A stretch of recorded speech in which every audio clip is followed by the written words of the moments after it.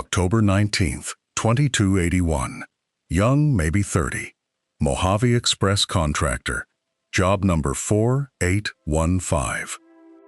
A man in a checkered coat stands over a shallow grave outside Goodsprings, gun raised, listing everything he knows about the courier kneeling in the dirt, carrying one platinum chip in a sunburst case, routed from the New Vegas Strip to the Divide and back again.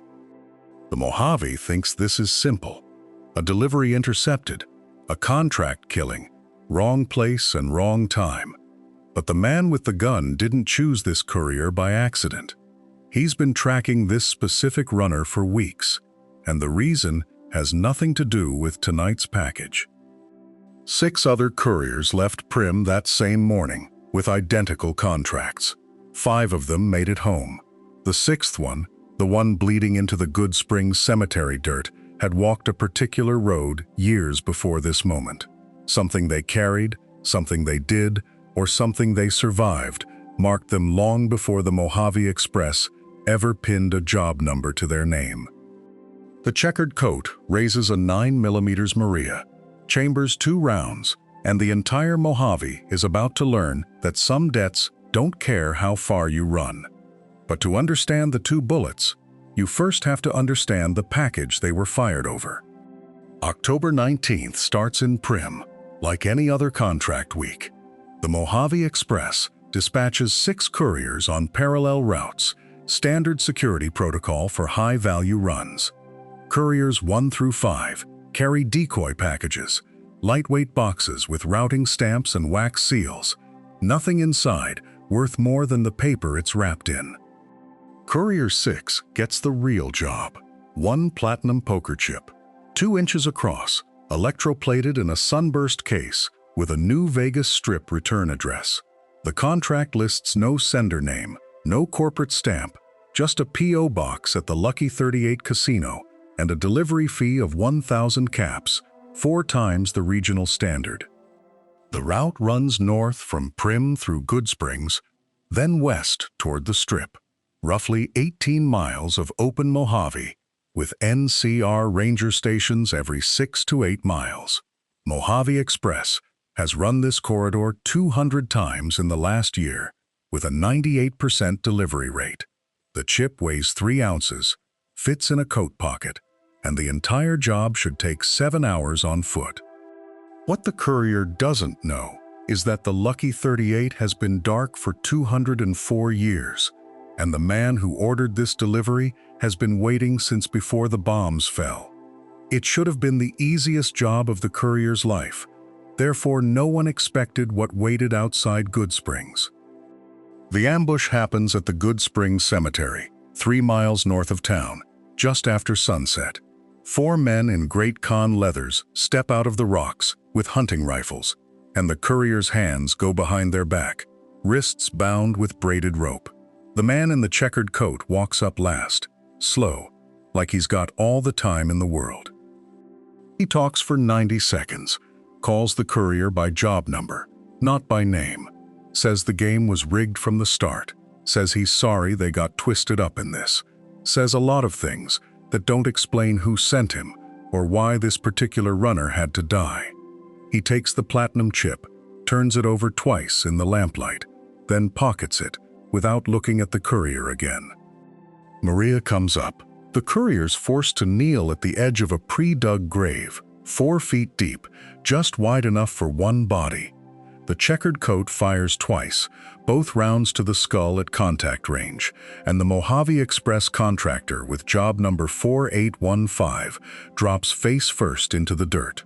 The Great Cons shovel 200 pounds of sand and rocks on top, pack it down, and walk back toward the mountains. The man in the checkered coat lights a cigarette, checks his watch, and leaves the Goodsprings Cemetery thinking the job is done. 2 bullets to the skull should have ended the story, but a man with a shovel and a spare heartbeat had other ideas.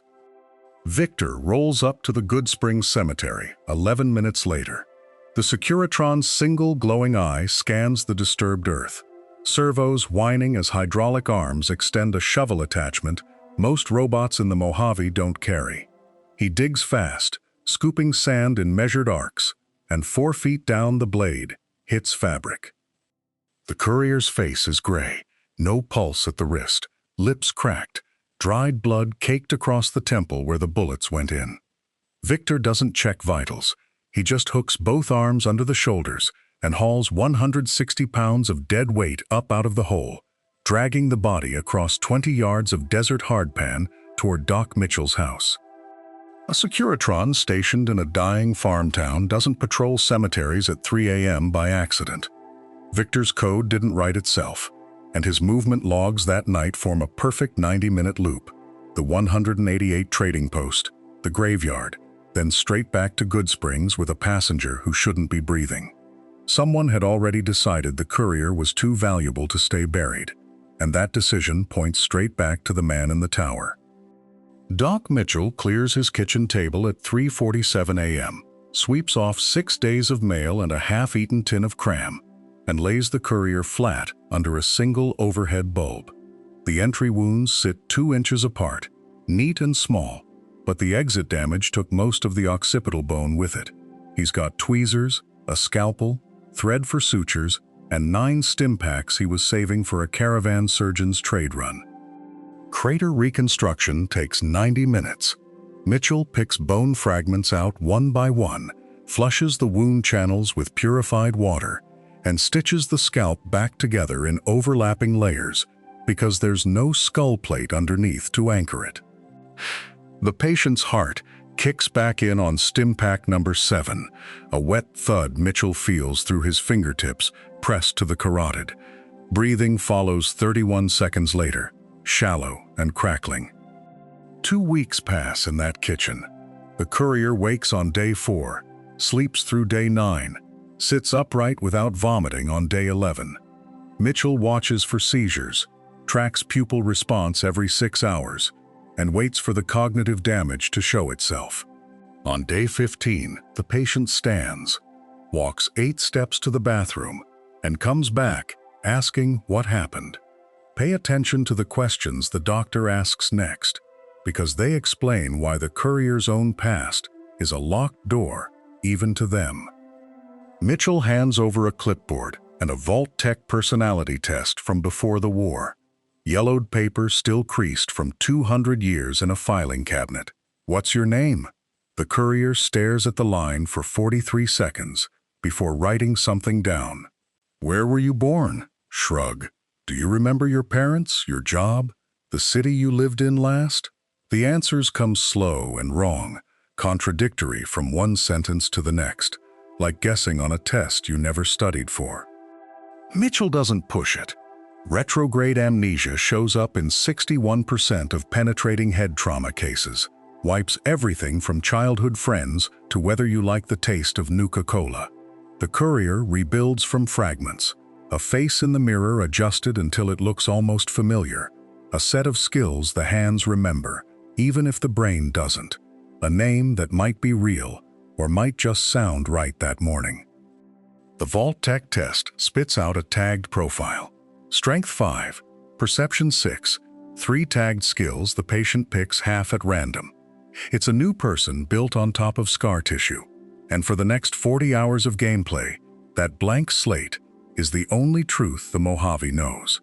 The game insists you build this person from nothing, but nothing is exactly what a certain enemy refuses to believe.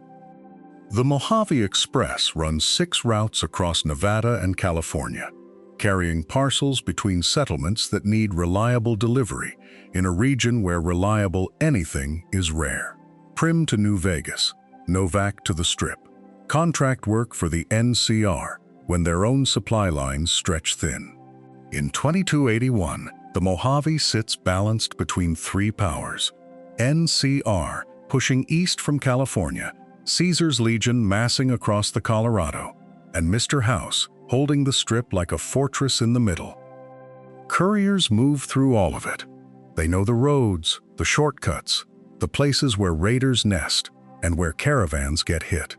The job pays 250 caps for a simple run, more if you're willing to take the dangerous contracts. Most deliveries are routine: medicine to Goodsprings, weapon parts to McCarran. letters sealed with wax that nobody's supposed to read. But on October 19th, 2281, the Mojave Express offers a different kind of contract. Delivery order 1803-23-10, point of origin Navarro, destination New Vegas Strip. The contents are classified, the pay is double standard rate, and the route goes straight through Goodsprings to the North Road. Every road in the Mojave leads somewhere, but one of them leads to an answer the courier spent the whole journey trying to forget. Benny runs the Tops Casino, wears a checkered suit like a Vegas relic, and talks in pre-war slang he learned from old holotapes. He's House's lieutenant, the man who rebuilt the Chairman tribe into casino management. But by 2281, Benny wants out from under the man who's run New Vegas for 204 years. He's got a plan: intercept a package, use it to overthrow his boss, take the Strip for himself. Simple on paper, execution requires hired muscle, 3 great cons, named Jessup McMurphy, and a third, who doesn't survive the first ambush attempt. They track the courier to a stretch of road north of Goodsprings, near an old graveyard where nobody will hear the gunshots. Benny does the shooting himself. 2 bullets, close range, a speech about how the game was rigged from the start. He takes the package, pays the cons 500 caps each, and walks back toward Vegas, believing he's won. The platinum chip in his pocket weighs 2 ounces and cost a man's life.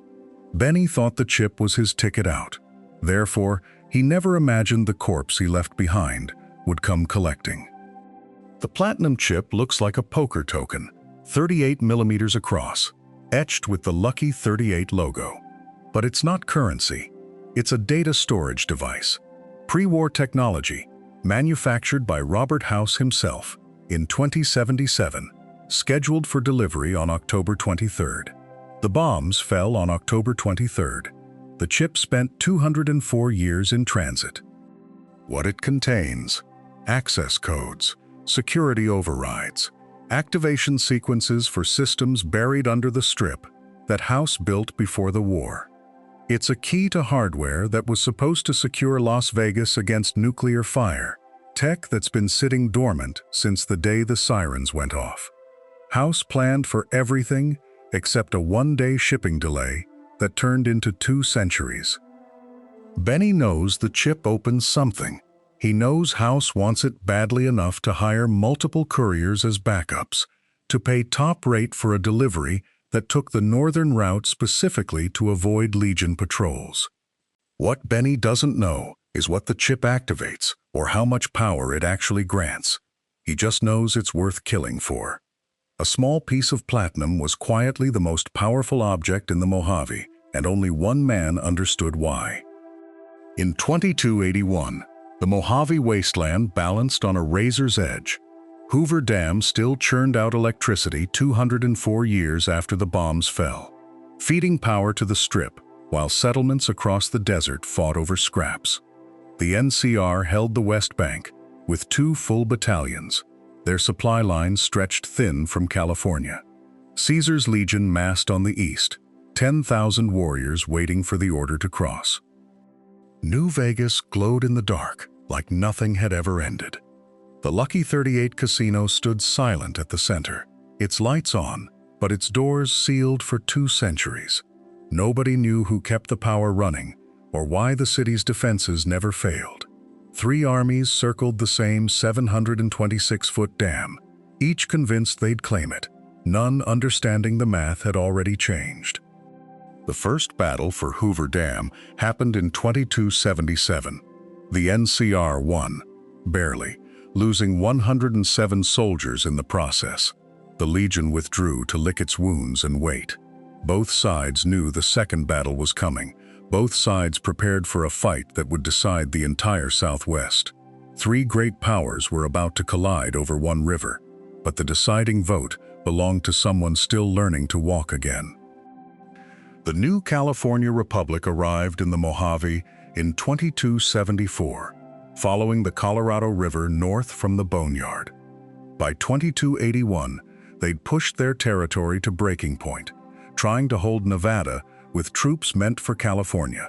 General Oliver commanded from the dam itself, convinced firepower and numbers would carry the day. President Kimball made public visits to rally morale, each one a security nightmare the Rangers barely contained. Caesar's Legion built its empire on the opposite approach. 86 tribes crushed and absorbed since 2247, their identities erased, their warriors reforged into a single army that moved like a machine. Edward Sallow took the name Caesar and shaped the Mojave campaign himself, planning every detail from his camp at Fortification Hill. The legate Lanius waited on the east bank with orders to take the dam or die trying, and Lanius had never failed an order. The NCR brought laws, taxes, and the promise of civilization. The Legion brought slavery, crucifixions, and the certainty of order. Both believed the future of the West would be decided by who controlled that dam. Ranger stations reported Legion scouts every night. NCR patrols found tributaries nailed to crosses every morning. Everyone assumed the war was between two armies, but the real power hadn't fired a single shot. Robert House watched it all from the Lucky 38, alive inside a stasis chamber, while his Securitrons patrolled the strip below. He'd predicted the Great War down to the day in 2077, used his fortune to save one city, and spent 204 years calculating his next move. The families running the casinos thought they controlled New Vegas. They didn't. House owned every contract, every building, every jewel of power flowing through Fremont Street. His Securitrons kept both armies out of the city proper through a treaty neither side wanted to break. The NCR needed the strip's taxes too badly to risk a siege. The Legion couldn't afford the casualties it would take to storm automated defenses. So House waited in his tower, a 261-year-old man with the patience of someone who'd already outlived one world. He didn't need soldiers. He needed that platinum chip, the upgrade that would turn 2,000 Securitrons into an army neither the bear nor the bull could match. When the chip went missing, House's entire plan stalled. The NCR and Legion crept closer to his gates every month, and without the upgrade, he couldn't stop them forever. He had one option left. Find the courier, get the chip back, and activate the vault of Securitrons buried under Fortification Hill before Caesar discovered it first. House had waited 200 years for one delivery, therefore losing that chip made him gamble on a dead courier who wouldn't stay dead. 2 9mm rounds to the frontal lobe at point-blank range. In the real world, that's a closed casket. The human brain doesn't bounce back from that kind of trauma. Most gunshot wounds to the head that don't kill instantly leave the survivor with catastrophic deficits. Motor control gone, speech centers destroyed, personality erased. The courier wakes up with a headache. Doc Mitchell pulls the bullets out, stitches the skin, and within hours you're walking, talking, remembering your own name. The game doesn't pretend this is normal. NPCs react with disbelief. Follows Chalk calls it spirit medicine. Raoul has seen 200 years of wild stories and still calls you the toughest son of a bitch in the Wasteland. The narrative leans into the absurdity. You're not just lucky. You're cosmically, impossibly unkillable. House gambled on that. Benny underestimated it, and the Mojave is about to learn it. One headshot survival is luck, but this wouldn't be the first time the courier walked away from something that killed everyone else. The head wound does something clever for the story. It erases your past without erasing you. You know how to shoot, how to pick a lock, how to talk your way past a guard. Muscle memory survives, skills survive, but the context, the choices, the people you knew before Goodsprings, those are gone or fractured. It's the perfect blank slate for a player who's never touched Fallout before, and a convenient excuse for a veteran who needs to rebuild a character from scratch. In-universe, it means the courier is genuinely uncertain about their own history. Were you a mercenary, a traitor, someone running from something? The game never commits to a canon answer because the wound makes all answers plausible. But that gap in memory isn't symmetrical. Other people remember you. Ulysses remembers. The Divide remembers. And when those memories surface, they don't come back gently. A hole in the memory is convenient for a player, but it's a weapon for anyone who remembers what the courier chose to forget. Doc Mitchell sits you down in front of a vigor tester, a pre-war medical machine that looks like it was designed by someone who learned psychology from a comic book. Rorschach blots on a screen, word associations, a little personality quiz. In 2081, it's a relic. In 2077, it was probably standard issue for Vault-Tech's psychological conditioning programs. Mitchell uses it to calibrate your special stats, to see if the brain damage scrambled anything important. Strength, perception, endurance, charisma, intelligence, agility, luck. The machine spits out numbers, and those numbers define the limits of what you can do, who you can convince, how much punishment you can take. It's a checkup. Mitchell wants to know if you're still in there. He gets his answer, writes it down, and sends you out the door with a pistol and some advice. He has no idea those numbers are about to define the fate of the Mojave. A courier with 10 luck walks through minefields untouched. A courier with 1 intelligence still talks their way past the final boss. The doctor was just checking the wiring, but the Wasteland was about to treat those results like scripture. Courier 6.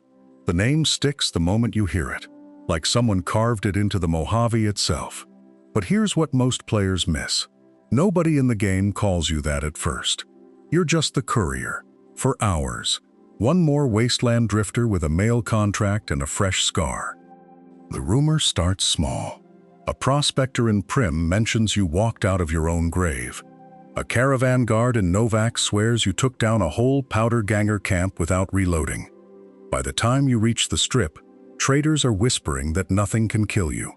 Not radiation, not bullets, not a 22 round to the temple in a shallow desert hole. The Mojave doesn't hand out legends for surviving one bad night.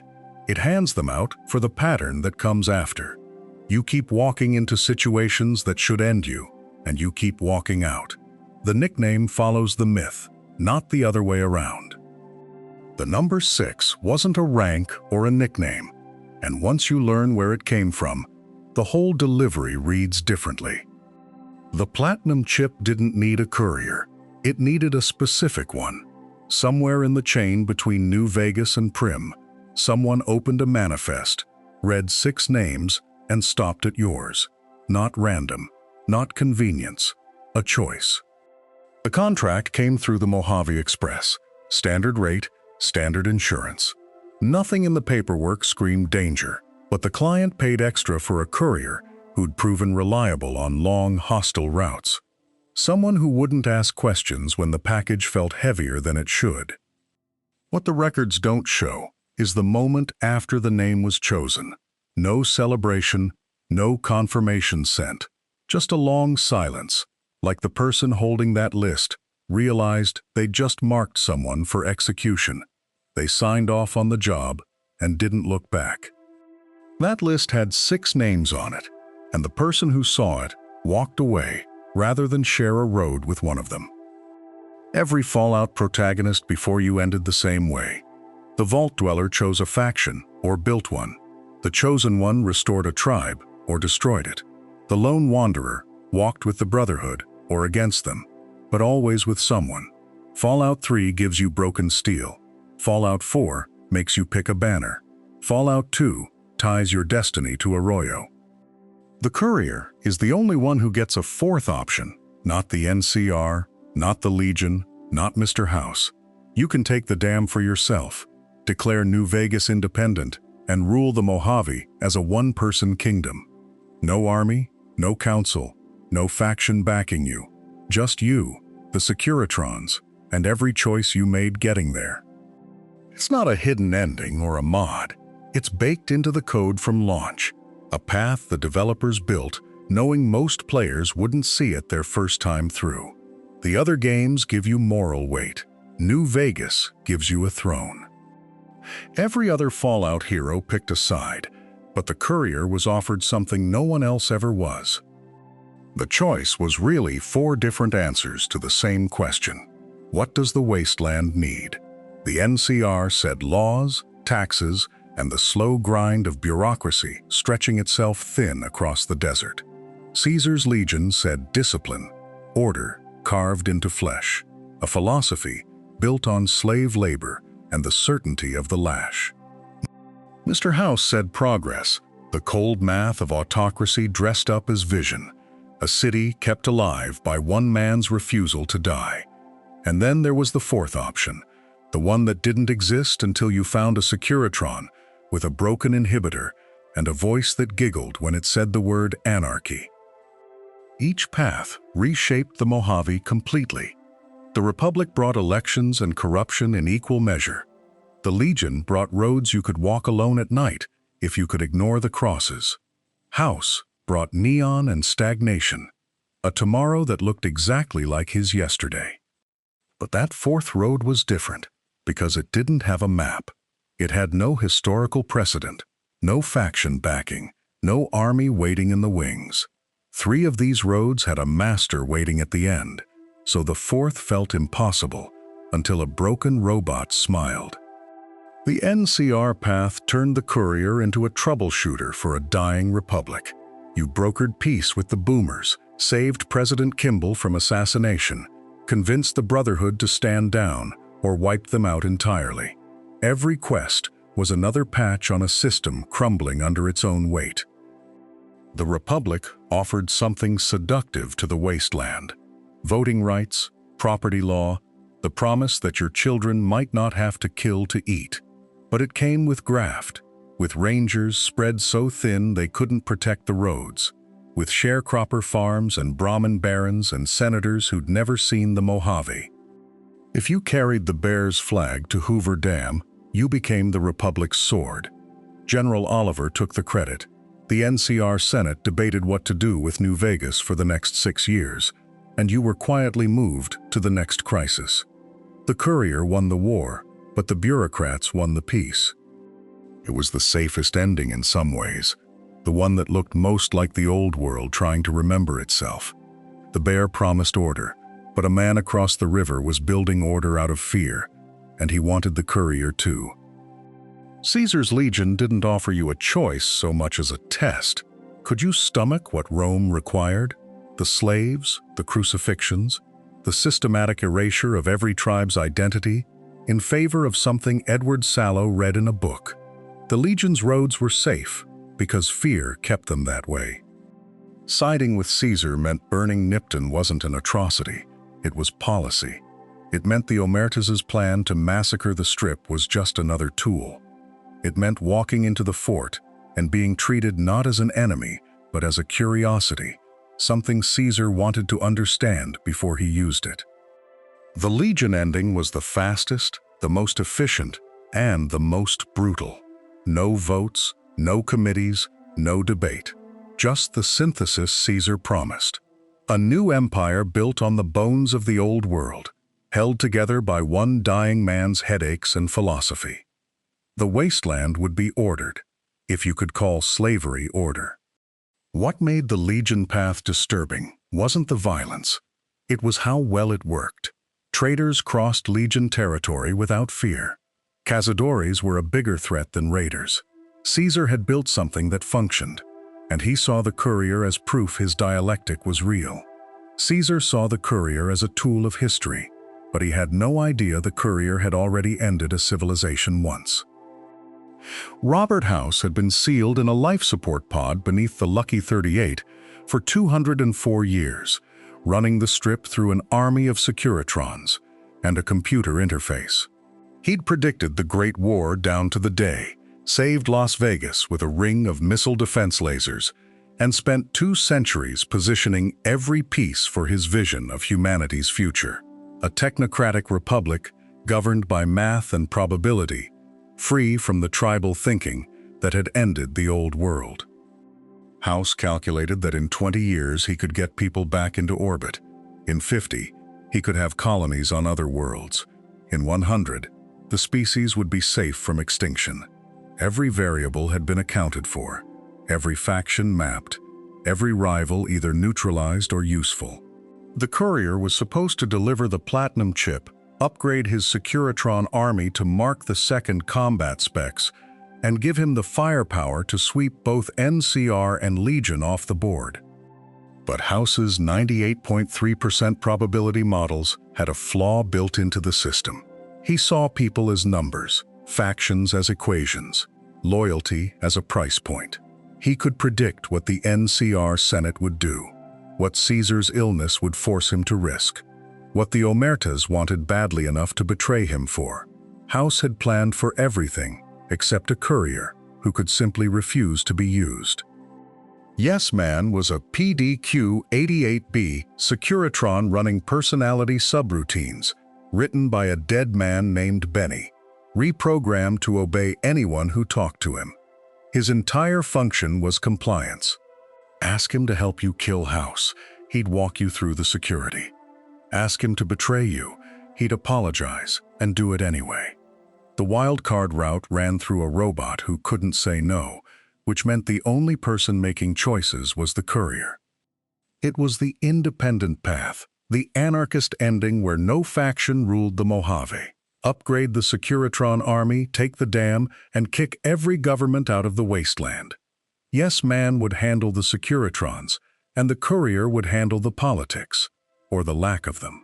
No taxes, no laws, no Legion slavery, no NCR bureaucrats carving up the desert into tax districts. The writing was sharp enough to let you feel the appeal and see the problem at the same time. Yes Man's cheerful willingness to serve anyone was exactly why he'd never be a partner, only a tool. And ruling alone meant every settlement, every caravan, every two-bit warlord with a rifle would be your problem to solve.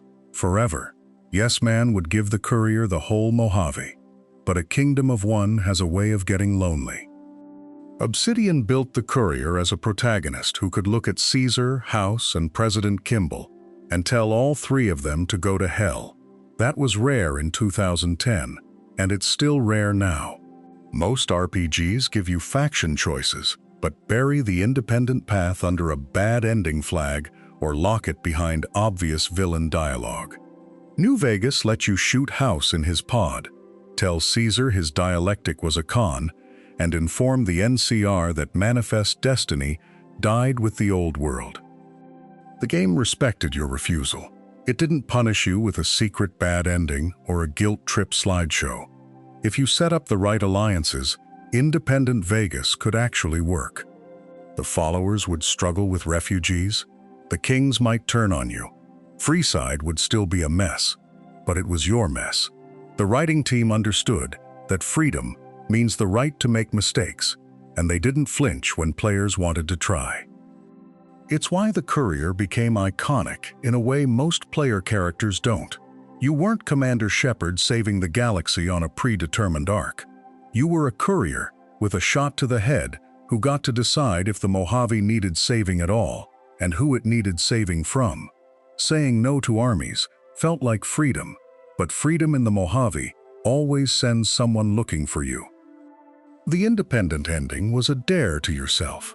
You told the NCR to pack up their overstretched bureaucracy, told Caesar his legion could die choking on its own crosses, and took Mr. House's centuries-old vision and shut it off like a light. What you got in return was a city-state with no infrastructure, no trade agreements, no military doctrine, and a Securitron army programmed by a man you'd just killed or a yes man, AI, with the self-preservation instincts of a toaster. It's the ending that requires the most from the courier because you're not slotting into someone else's plan. You're writing policy for 30,000 refugees, mercenaries, crime families, and casino bosses who spent 200 years waiting for someone to stop holding a gun to their heads. The game doesn't tell you if it works. It just tells you that you tried, and that the Mojave got exactly what the courier was capable of giving it. No more, no less. Most players who pick independent Vegas do it because they don't trust the other three options. They've seen the NCR's corruption in Camp McCarran, the Legion's cruelty at Nipton, House's indifference to Freeside. So they choose themselves, and the game respects that even as it quietly asks what kind of nation gets built by someone whose only qualification is that they survived getting shot in the head.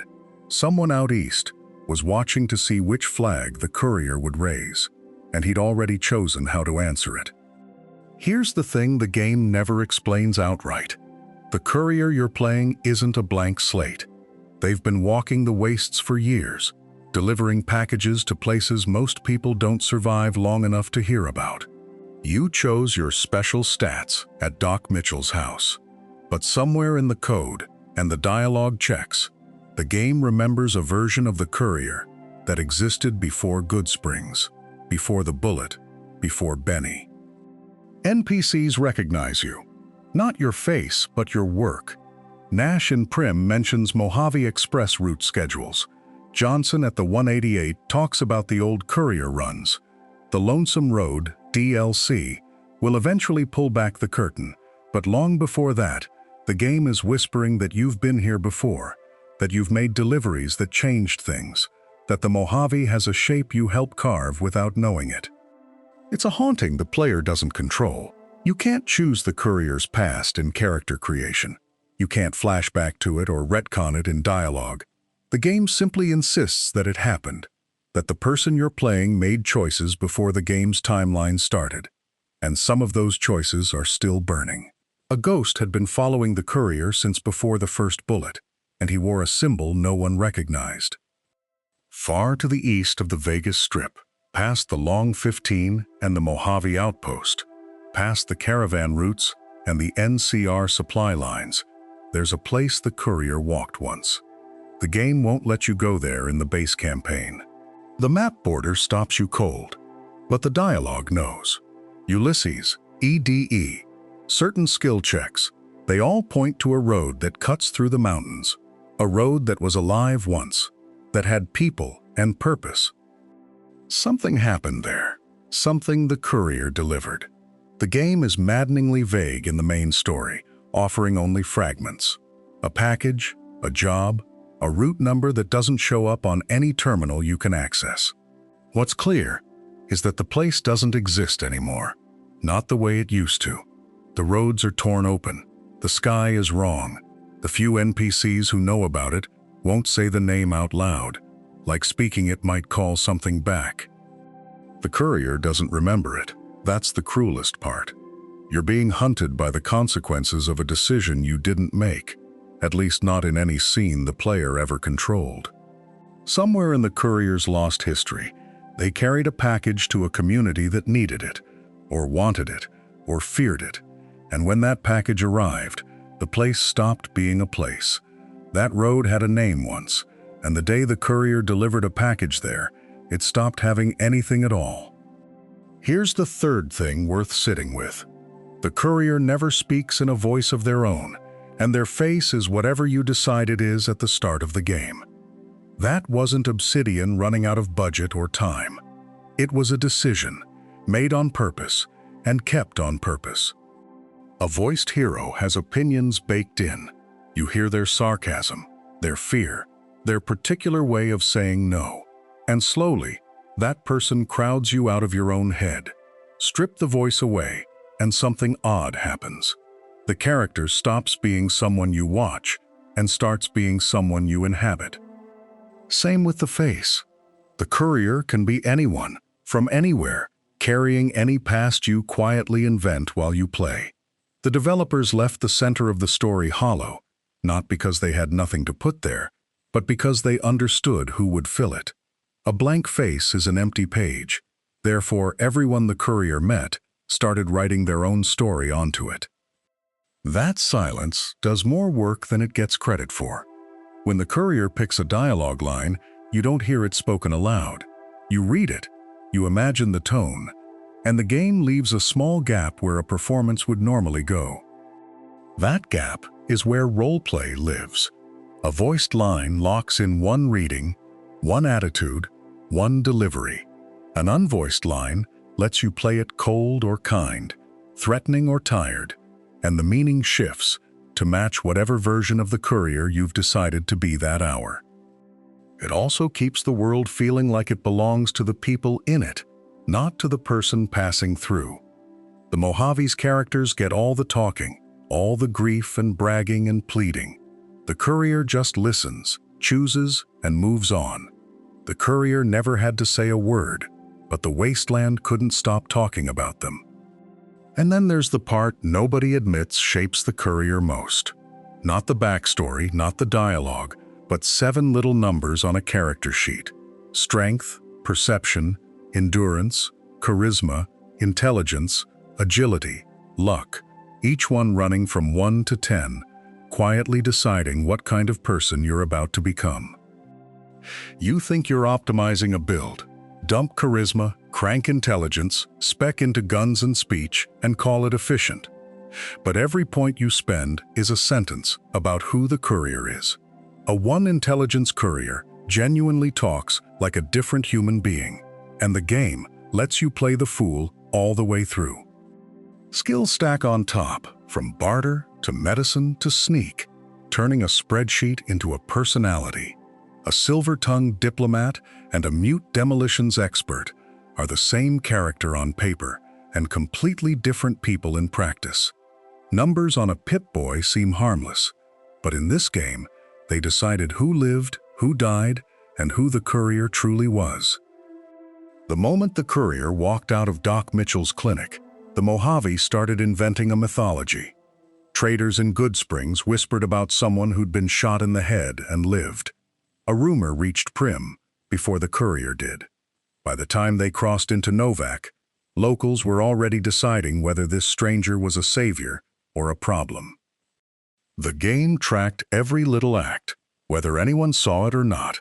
Kill a powder ganger ambush on the road, and suddenly Goodsprings NPCs have new dialogue thanking you. Steal a tin can from the general store, and that same shopkeeper remembers.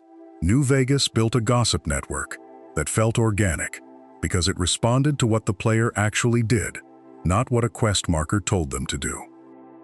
Reputation wasn't a number that popped up on a chart. It was the way Boone's face changed when you walked into the dinosaur. It was a crimson caravan guard lowering his rifle before you got close. The courier didn't need to introduce themselves after a while.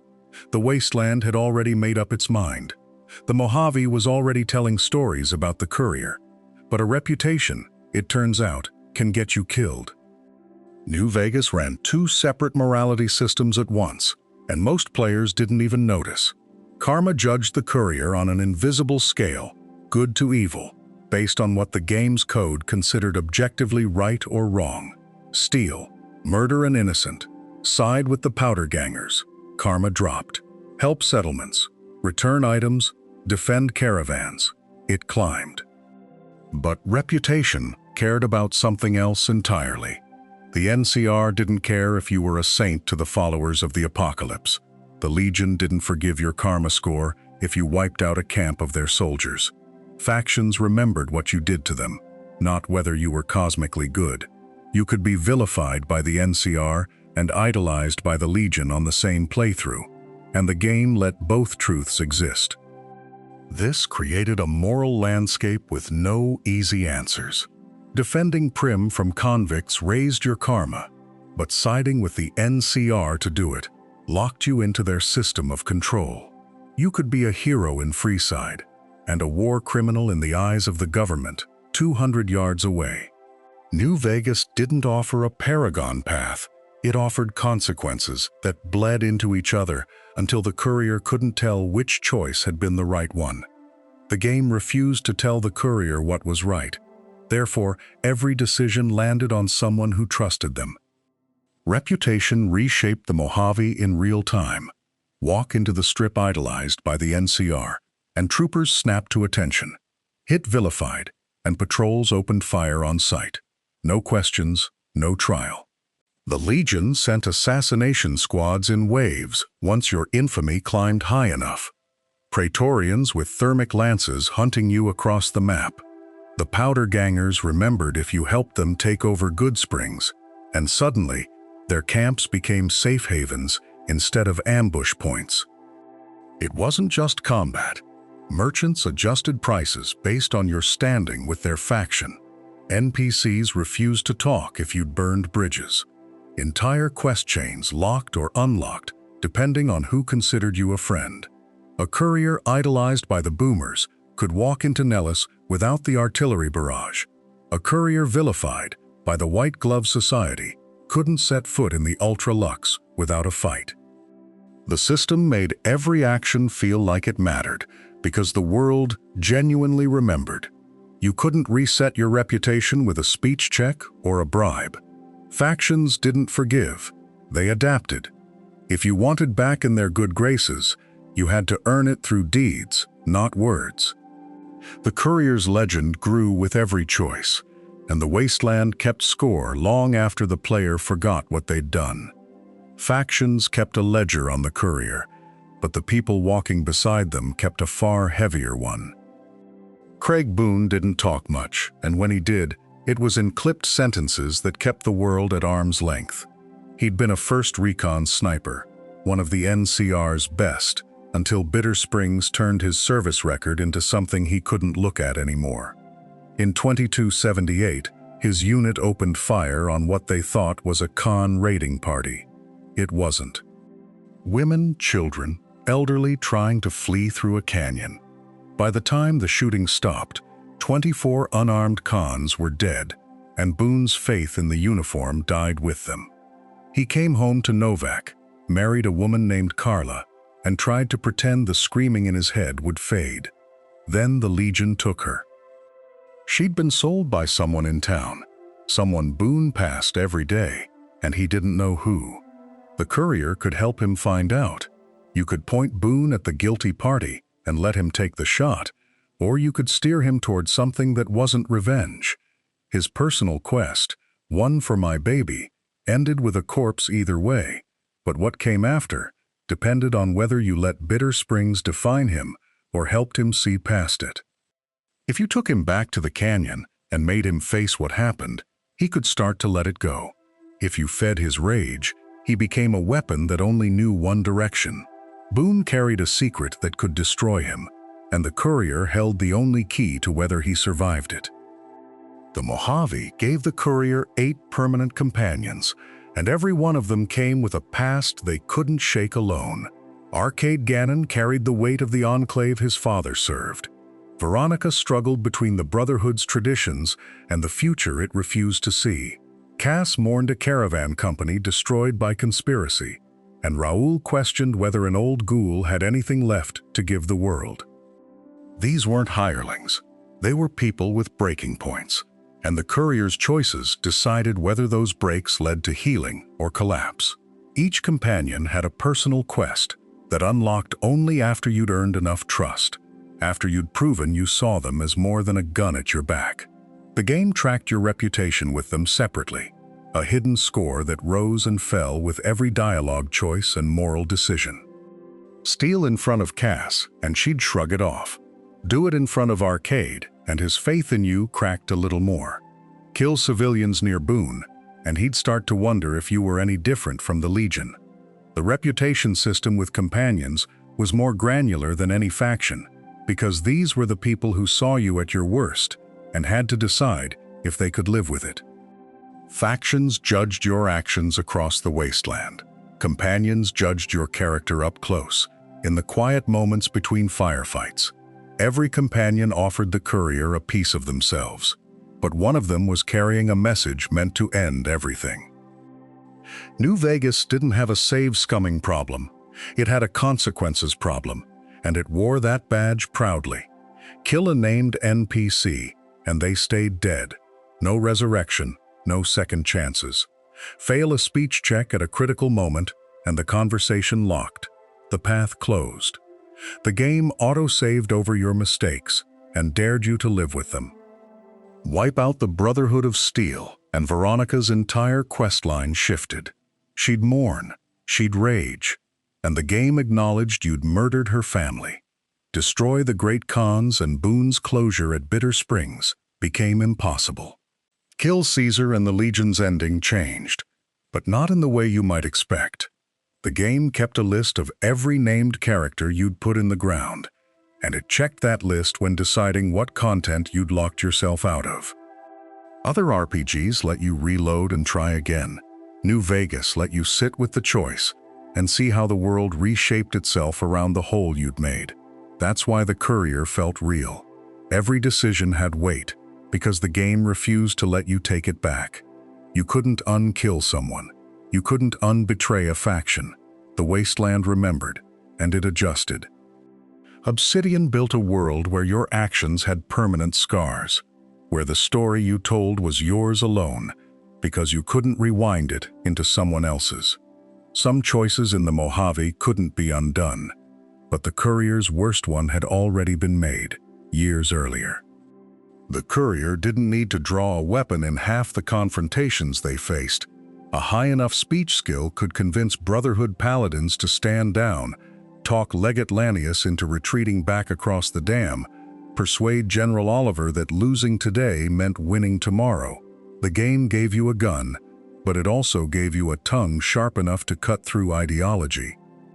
Every major faction leader had dialogue branches that could end in bloodshed or compromise, and the speech checks weren't window dressing.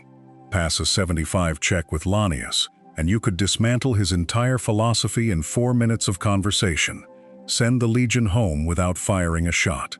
Fail it, and you fought the best melee combatant in the Mojave. Barter let you negotiate better prices. Science let you hack terminals. But speech let you rewrite the ending. It was the stat that turned violence into a choice instead of a requirement. The one that made a pacifist run not just possible, but narratively satisfying. The Courier could talk their way past armies, but there was one man no speech check could ever calm. Benny shot Courier 6, not Courier 1, not Courier 4.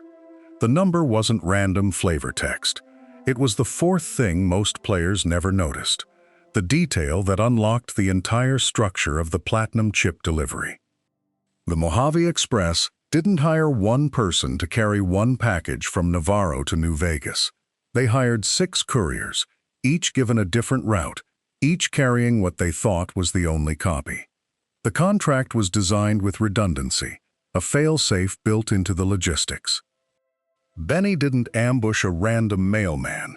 He ambushed the right mailman, the one carrying the real chip, which meant he knew which of the 6 routes mattered. That required inside information, a leak somewhere in the chain, or a tracker on the package itself. The number 6 wasn't cosmetic. It was the shape of the conspiracy. 6 couriers, 1 package, and a plan that only made sense if you knew what the package really was. The Mojave Express operated out of Prim, a dusty frontier office run by a man named Johnson Nash. He kept the contracts, the maps, the payments. When you walked into the building after surviving Goodsprings, Nash handed you your back pay and the delivery receipt that started everything. The paperwork showed 6 names, 6 routes, 6 payments of 250 caps each. Nash didn't ask questions. The client paid up front, specified the delivery structure, and the Express followed orders. Courier 1 took the northern loop. Courier 6 took the southern route through Goodsprings, straight into Benny's kill zone. Nash survived because he stayed neutral, didn't pry, didn't get involved past stamping the invoices. He was a middleman in a machine he didn't fully understand, the kind of bureaucrat who kept the Wasteland economy moving one signed contract at a time. The Express wasn't crooked, it was just thorough. It was strange to hire 6 couriers for a single job, but the man who ordered it wanted redundancy for a reason. House split the delivery into 6 packages, each one sealed and labeled identical. 5 of them held pre-war documentation, transistor arrays, circuit boards.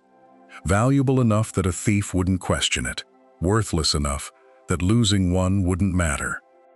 The Platinum chip went into 1 package. No courier knew which one they carried. The routes were staggered by hours, different exits from the divide, different checkpoints across the Mojave. If someone hit one courier, they'd have a 1 in 6 shot at the real prize. House could afford to lose 5 decoys. He couldn't afford to lose the chip. The system worked because all 6 had to run. The chip was hidden among decoys, so no thief could be sure. Therefore, the whole scheme collapsed the moment one courier quit. Courier 1 made it to Nipton before the Legion burned it. He was gone by then. Package delivered to a Crimson Caravan holdout 2 days early. Courier 2 never left Prim, turned back when she saw powder gangers on the road and rerouted through Sloan. Courier 3 got jumped by Vipers near Hidden Valley. They took the package, cracked it open, found paperwork. Let him live. Courier 4 delivered on time to the Lucky 38, handed over a box of microfiche, and walked out with 250 caps. Courier 5 never showed. The Mojave Express logged her as missing, presumed dead somewhere between Searchlight and Boulder City. No body, no package, no explanation. 5 of those names meant nothing, but the 6th slot only opened because someone refused to take it. The platinum chip was assigned to a courier named Ulysses, veteran of the Twisted Hares, Legion Frumentarius turned independent contractor. He'd run Mojave Express jobs for 3 years without a single loss. House wanted him specifically. The chip's route crossed NCR territory, Legion scouts, Raider country.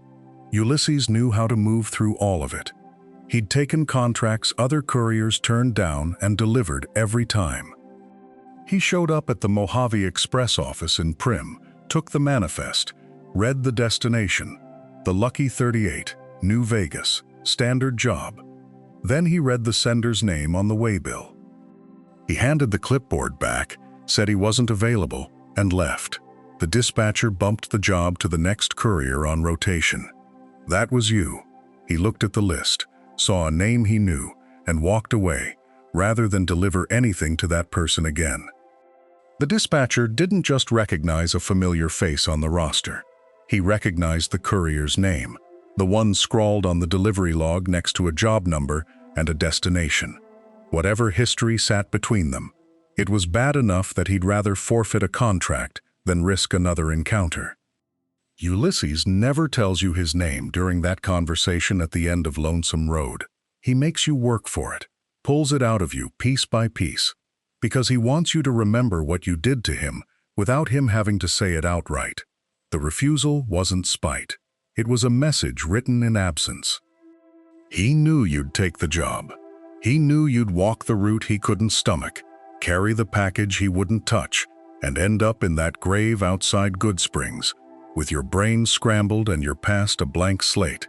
That name meant something terrible to him, and everything he did afterward was aimed at making the courier remember why. If Ulysses had taken that job, the platinum chip never reaches the courier. Benny doesn't ambush anyone on the road to New Vegas. House doesn't get his upgrade, and the Mojave's balance of power stays frozen exactly where it was. One man's refusal to deliver a package rewrote the entire war. Benny was watching the Mojave Express. He'd paid for intel, knew the chip was coming, and set up the ambush based on the courier rotation. When Ulysses walked away, the job fell to you, and you walked straight into a bullet with your name on it.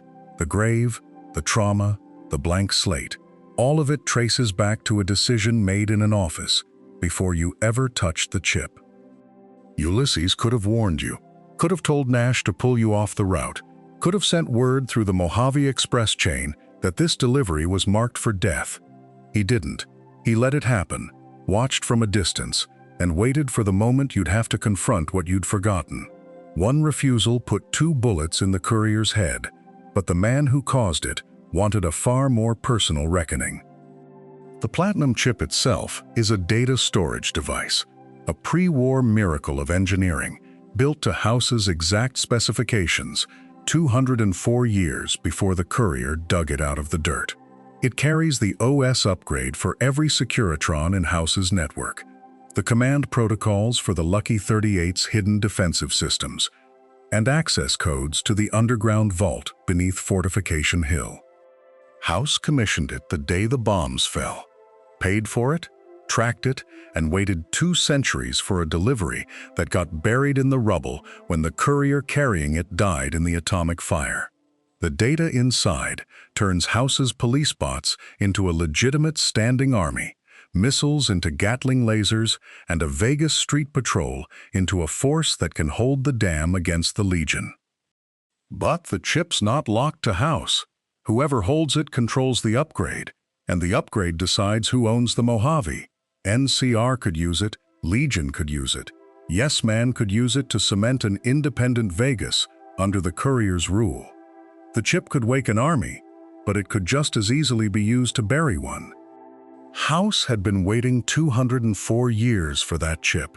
He'd survived the Great War in a hermetically sealed life support chamber, kept himself alive through 2 centuries of atomic winter and post-war chaos, all because he had a plan.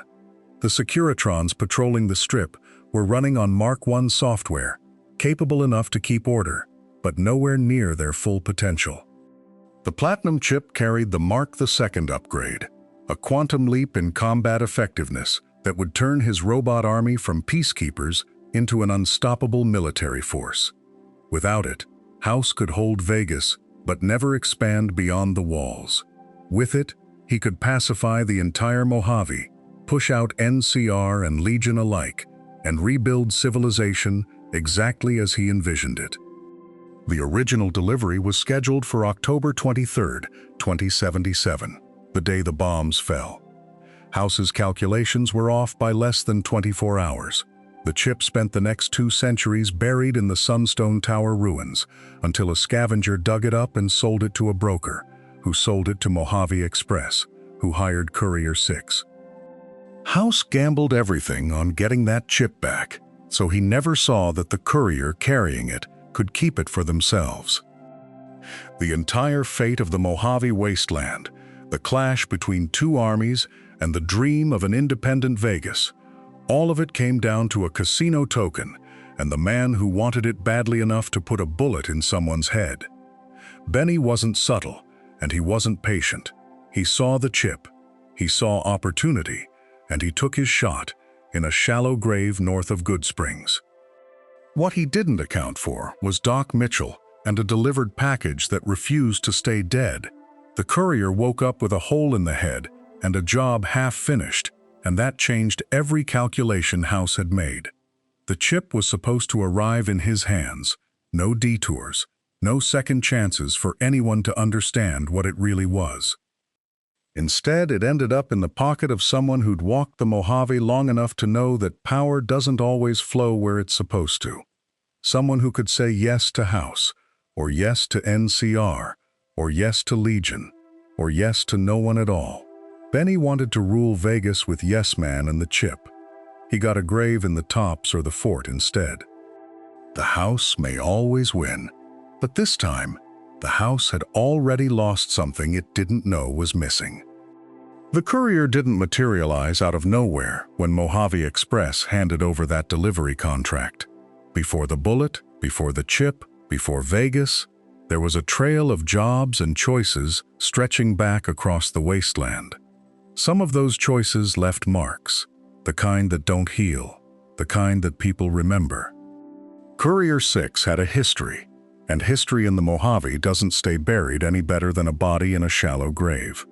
There were places the courier had been, people the courier had crossed or helped or left behind, debts owed, debts unpaid, old business that sat quiet only because no one had come collecting yet.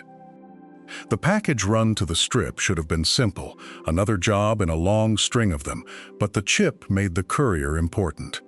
Important enough that old ghosts started paying attention.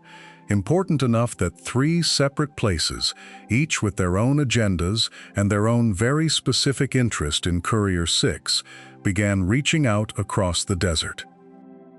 Vegas was only the newest chapter, because 3 older ones were already reaching out to drag the courier back. The first of those 3 places was Big Mountain, Big MT for short, though the locals called it Big Empty, a pre-war research crater high in the mountains, sealed off from the world, where a collection of scientists had spent 200 years trapped in their own experiments. They'd uploaded their brains into floating Tesla coils and kept themselves alive in jars, and they'd spent 2 centuries dissecting anything that wandered into the crater. Night stalkers, cazadores, lobotomites. Anything they could get their hands on became raw material for the next study. The think tank had been doing this for so long, they'd forgotten what the outside world even looked like. They had protocols for new subjects, intake procedures, standard vivisection schedules. When the courier's name showed up on their sensors, they didn't see a person, they saw data. The think tank invited the courier in as a test subject, and they intended to keep the interesting parts. Big MT sat in a bowl-shaped crater ringed by mountains, filled with crumbling dome structures and pre-war labs still running on automatic. The think tank operated out of the Forbidden Zone, a central dome where their brain jars floated in the dark and argued with each other about science they'd long since forgotten the point of. Dr. Klein, Dr. Boris, Dr. Dalla, Dr. 8, and Dr. 0. 5 minds that had been brilliant once, now looping through the same conversations for decades, unable to leave and unable to stop experimenting. They'd turned the crater into a nightmare. Robo-scorpions patrolled the hills. Trauma harnesses walked around with no one inside them. The locals they'd lobotomized wandered the facilities, still trying to perform jobs that didn't exist anymore. When the courier arrived, the think tank ran their standard procedure: sedation, intake, full workup. They'd done it hundreds of times. The courier went under, and the think tank got to work. The courier woke up in Big Empty, feeling fine, but 3 of their organs were no longer in their body. The think tank had removed the courier's brain, taken it right out of the skull and placed it in a jar in another lab, where it kept thinking and arguing and asking questions. They'd removed the heart, replaced it with a mechanical pump that circulated blood through a system that no longer needed one. They'd removed the spine, the entire central nervous system, and swapped it for something built in the Forbidden Zone. The courier woke up with tech running through their chest and back, with a brain floating in a jar 50 yards away, still connected somehow through old-world signals the think tank had never fully understood themselves. Dr. Klein called it a successful extraction. Dr. Dalla called it beautiful. The courier's body kept moving, kept talking, kept functioning as if nothing had changed. Except the parts that made them alive in any traditional sense were sitting on lab tables in 3 separate buildings.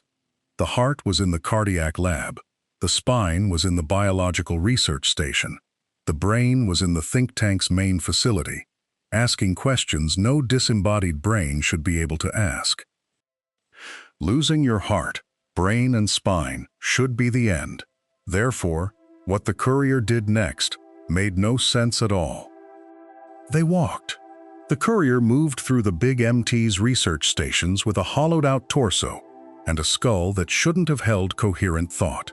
The autodoc had replaced the missing pieces with artificial substitutes: a mechanical spine, synthetic cardiac tissue, and something the think tank called a neurological interface, where a brain used to be.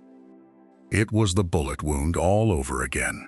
You don't survive a 9 millimeters to the frontal lobe, and you don't function when your central nervous system is stored in 3 separate jars across a research facility.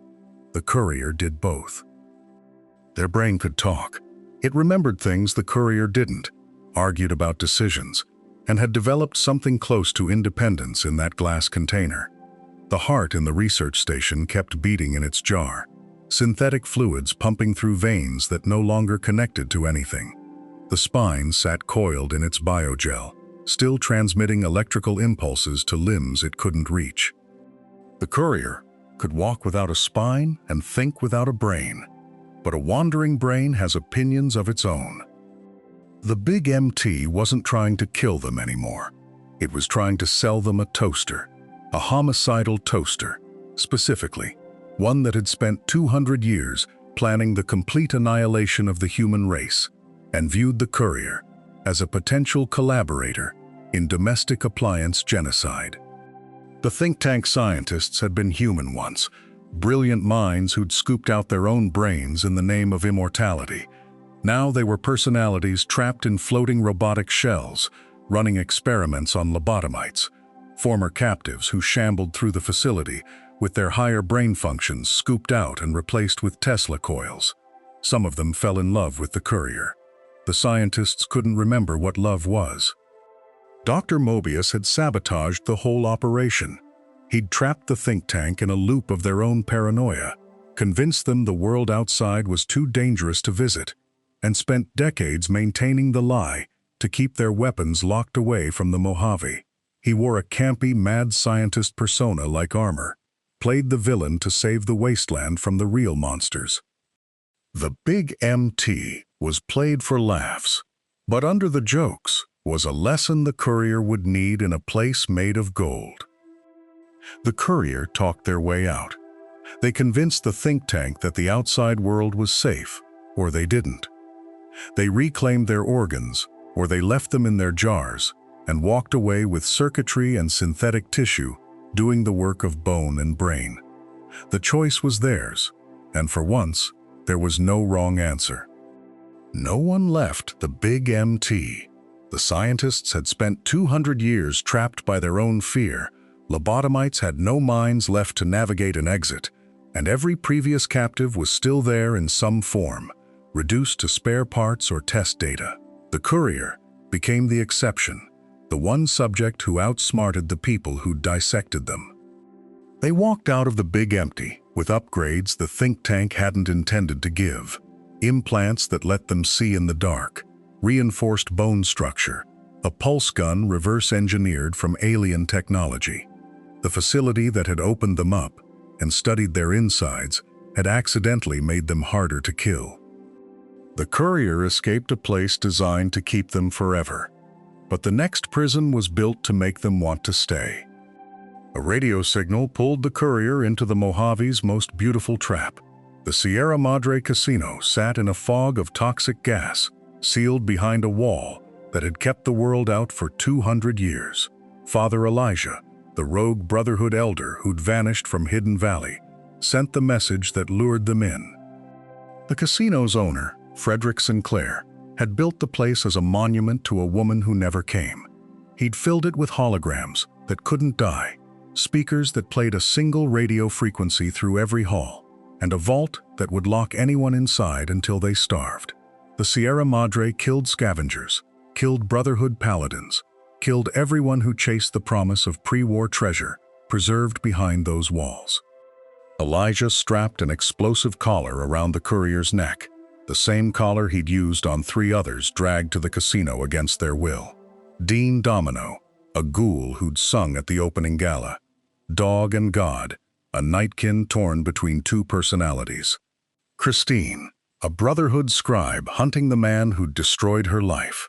All 4 collars would detonate if anyone tried to leave, if they got too far apart, if the radio signal hit the wrong frequency. The heist Elijah forced them to run was simple. Break into the vault, survive the cloud, ignore the holograms that couldn't be killed, and carry out gold bars worth more than anything in the Mojave. But the casino's real treasure was carved above the vault door in Art Deco letters. Begin again. The Sierra Madre taught the Courier to let go, because something far to the east was going to demand they finally look back. Every companion Elijah brought to the Sierra Madre had a reason to stay. Dean Domino wanted revenge against Sinclair for a slight that happened 200 years ago. Dog wanted freedom from God, and God wanted to silence Dog forever. Christine wanted Elijah dead for what he'd done at the Circle of Steel. The vault held 1,000 gold bars at 35 pounds each, a weight that would kill anyone who tried to carry it all. Elijah planned to use the casino's technology to burn the Mojave clean, to wipe the slate and start again, with himself as the architect of what came next. The Courier could kill him in the vault or lock him inside with the treasure he couldn't leave behind, trapped by the same obsession that had killed Sinclair. The Sierra Madre let go of no one easily. Dean's bitterness could poison him, or he could walk away free if the courier read him right. Dog and God could find peace as one person or tear themselves apart trying to choose. Christine could speak again or stay silent, hunt Elijah to the end, or accept that some vengeance costs too much. The radio frequency that controlled the collars kept playing after the vault opened, a signal that would follow anyone who tried to take the gold. You could leave it all behind and walk out, or you could try the tricks and glitches that let you carry a fortune through the door while the game screamed about over-encumbrance. The courier walked out with the gold or without it, but everyone who couldn't let go stayed behind forever. The Sierra Madre's message played through the whole story of the courier in reverse. Benny's bullet should have taught them to let go of vengeance, but they walked 200 miles for it anyway. The platinum chip should have been dropped at House's door, but they kept it. Big MT should have kept them, but they fought out. Dead money was the only chapter that punished accumulation. The gold would slow you down. The Sierra Madre chips were worthless outside the casino, and every companion who survived did it by releasing what they'd carried into that cursed place. The game's designers built the DLC around a single idea: holding on will kill you, and the Wasteland doesn't care what you think you're owed. The courier had survived a shot to the head by letting go of the 6 hours they couldn't remember. They'd survived Hopeville by not knowing what they'd done there. They'd survived the think tank by walking away from the scientists' promises. Every escape in their story came from release, not from winning or taking or carrying the weight. But the Mojave kept dragging them back to the same question: who were you before Goodsprings? The package you carried to the divide, the route you'd walked a dozen times, the communities that grew along the road because you'd kept the supply line open. The courier learned to let go of gold and ghosts alike, but there was one thing the Wasteland would not let them leave behind: the cloud itself, a red-brown toxin that clung to the villa's streets like fog over a grave, eating through hazmat suits in minutes and flesh in seconds. It was pre-war technology gone feral, a construction aerosol meant to build the Sierra Madre, now sealing it forever. The ghost people shuffled through it without choking, because they weren't alive anymore, their bodies held together by the same toxic mist, and the Sierra Madre's automated medical systems refusing to let them die. Elijah had tried to control the cloud, to weaponize it, to turn the whole Mojave into the Sierra Madre's red prison. Christine stopped him in the vault with a spear gun, while the courier walked out with nothing. The lesson carved itself into bone. Some treasures cost more than you'll ever own, and the only way to survive is to leave them buried. The cloud punished those who couldn't stop reaching, and out east, one man was reaching for the courier with both hands. Dean Domino died of his own bitterness, unable to forgive Sinclair for 200 years. Christine crawled into the vault and sealed herself inside to make sure Elijah's weapons stayed buried, trading the Mojave's future for her own. Dog and God fought for control of the same body until one personality finally won, or they found peace together, depending on what the courier said in those last hours before the gala. Elijah himself, dead or trapped depending on how fast you were with that vault door, had spent decades chasing a superweapon he could use to burn the world clean and start over. He couldn't let go of the Brotherhood, couldn't let go of Helios 1, couldn't stop reaching for one more tool that would let him win a war that had already ended. Each of them was chained to a single moment they couldn't escape, and the courier was about to meet a man chained to one too. The package arrived at the Mojave Express with a contract already paid. It was addressed to the courier by name, not by route number, and the delivery instructions pointed to a place called the Divide. No other details, no return address, just a pre-war iBot waiting at the edge of the map with a message: he'd been looking for you, he'd found you, and he wanted to talk. The message itself looped on the iBot's crackling speaker, a voice that sounded like it had been pulled through broken glass. asking questions the courier didn't have answers to. What do you remember about the divide? Do you know what you did there? Do you even care? The words came with coordinates, a passcode, and the promise that if you walked the road one more time, you'd finally understand. The package carried no goods, only a name and a road, and both belonged to a place the courier swore they'd never made. Joshua Graham had worked for the Mojave Express once, back when Caesar's Legion still called him the Malpais Legate.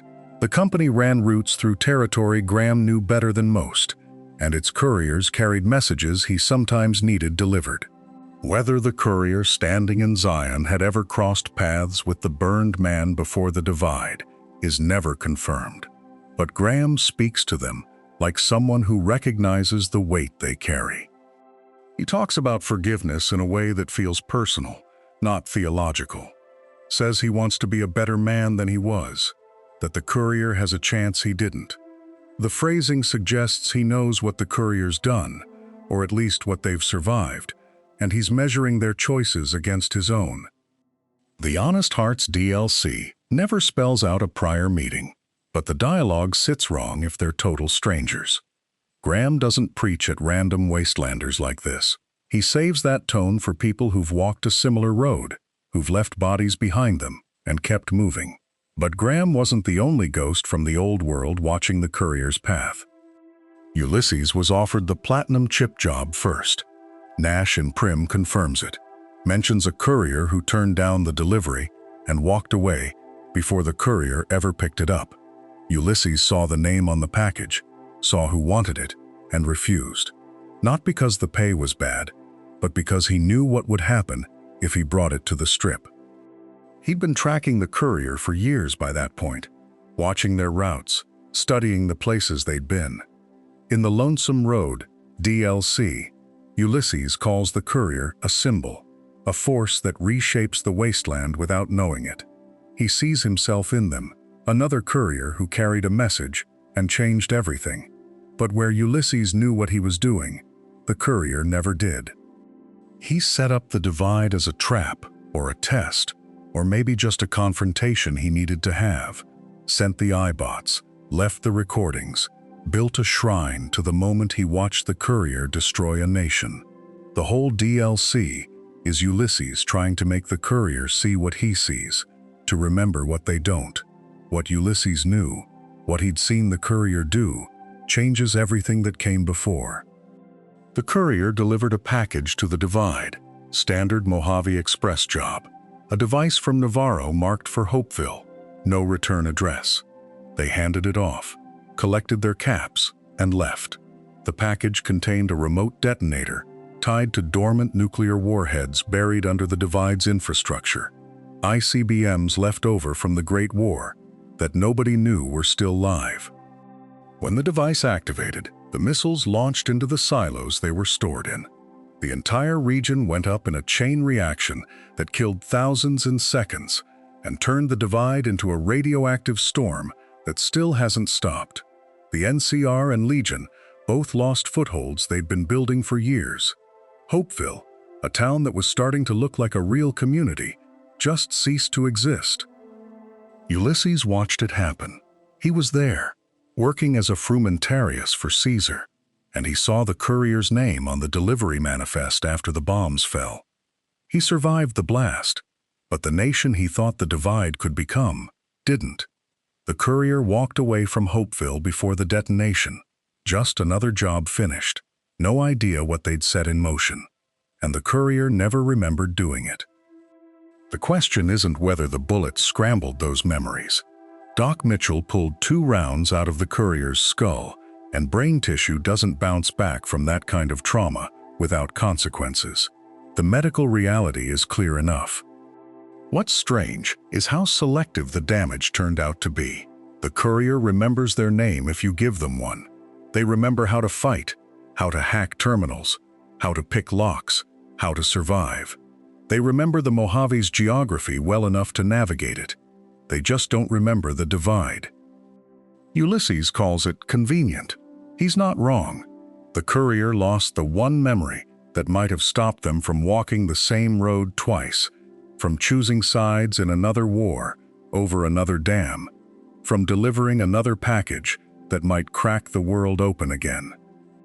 Some neurons misfired and erased a city, or the courier's mind chose to let it go, buried it somewhere the bullet couldn't reach, because remembering meant accepting what they'd done to all those people. Either way, the slate got wiped just clean enough.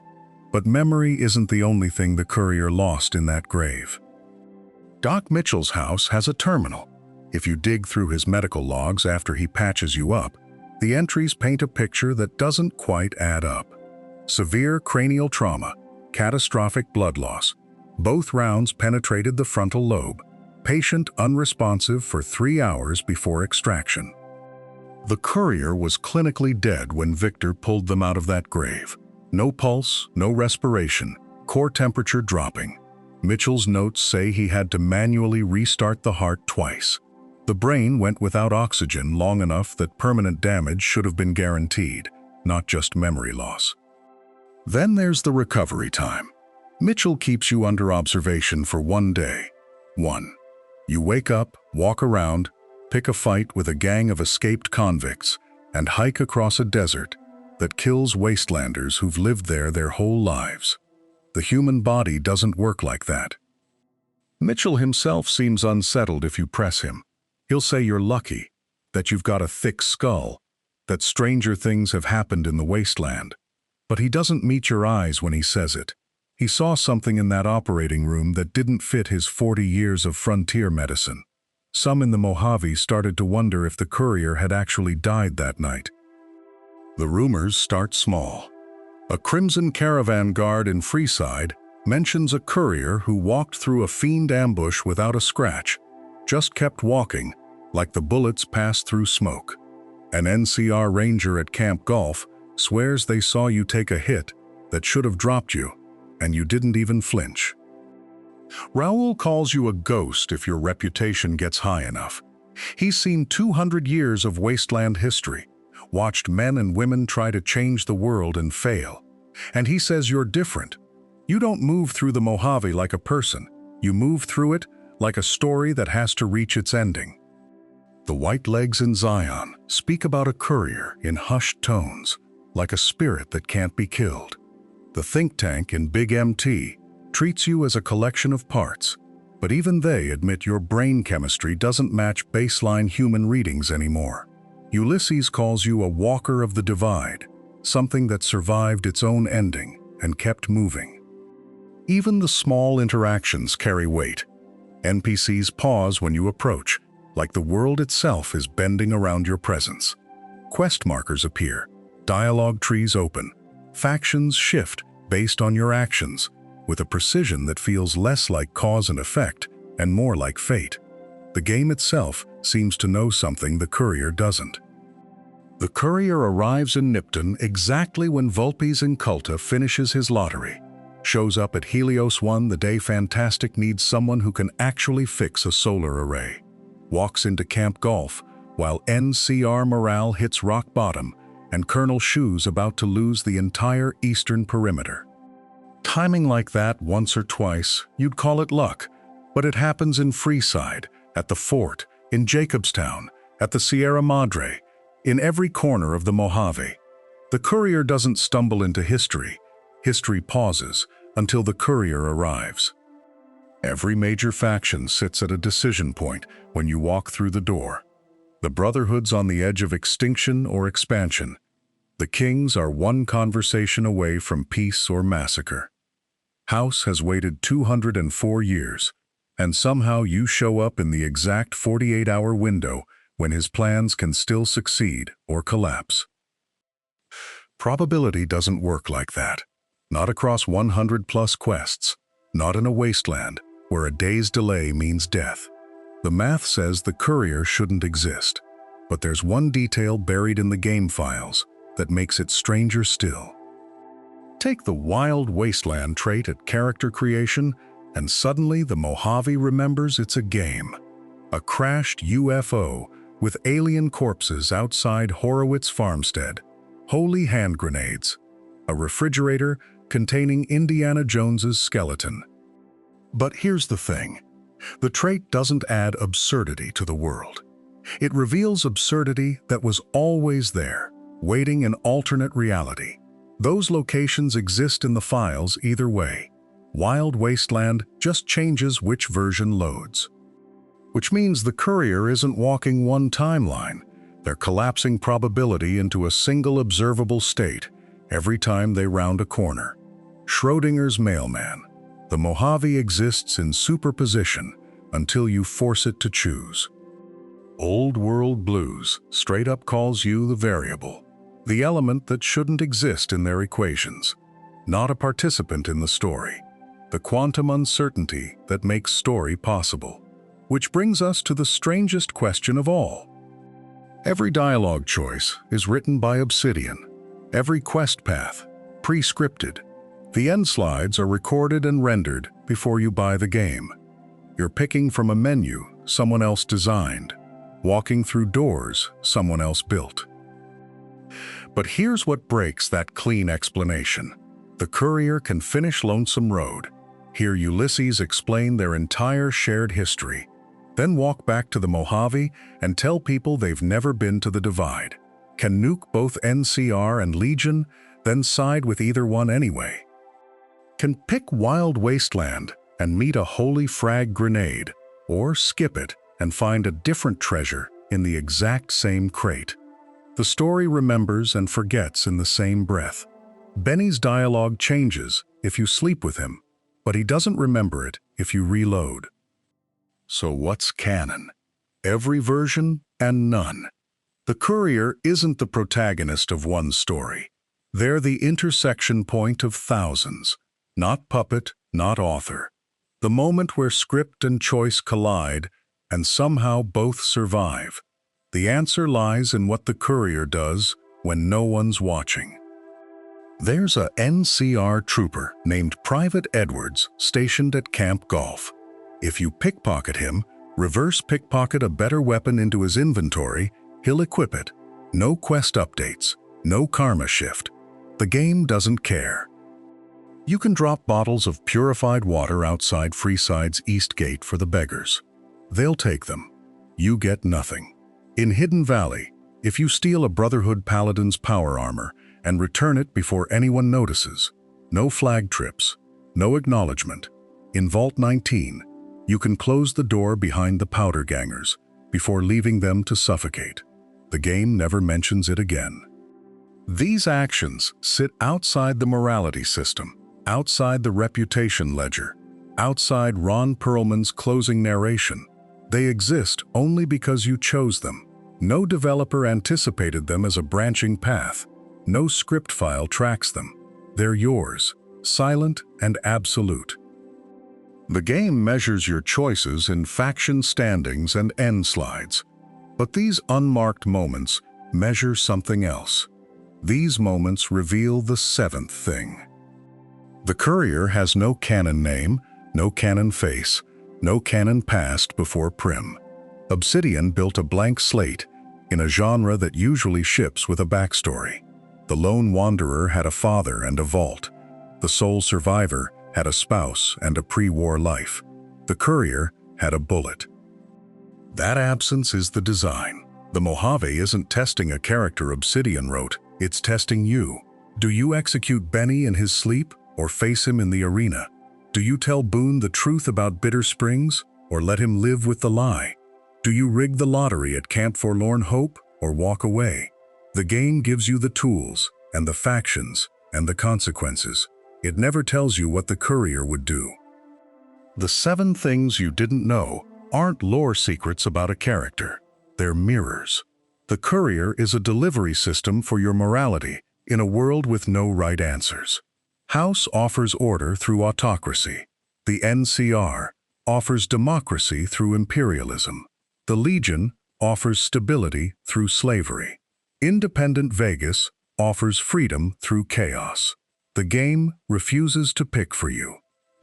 And that blank slate carries weight the Mojave will never forget.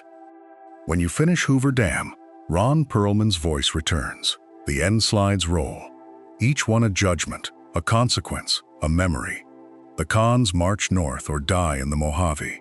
The followers collapse under refugee strain or thrive with NCR support. Prim gets a sheriff or a protectron or nothing at all. The Brotherhood stays hidden or walks into the sun. Every slide is a bill coming due. That boon quest you finished at 2 a.m., that speech check you passed in the strip, that merchant you saved in a random encounter outside El Dorado. The game tracked it. It waited. Now it tells you what it meant. The Courier's story isn't the main quest.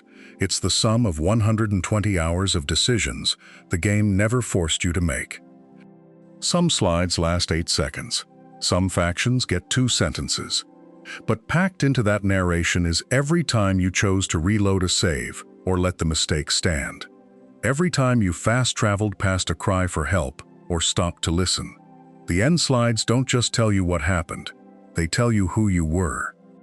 But the Mojave remembers more than just the ending. New Vegas doesn't just track your standing with the big factions. It remembers every settlement you passed through. Goodsprings keeps a ledger of whether you fought the powder gangers or walked away. Prim remembers who you installed as sheriff.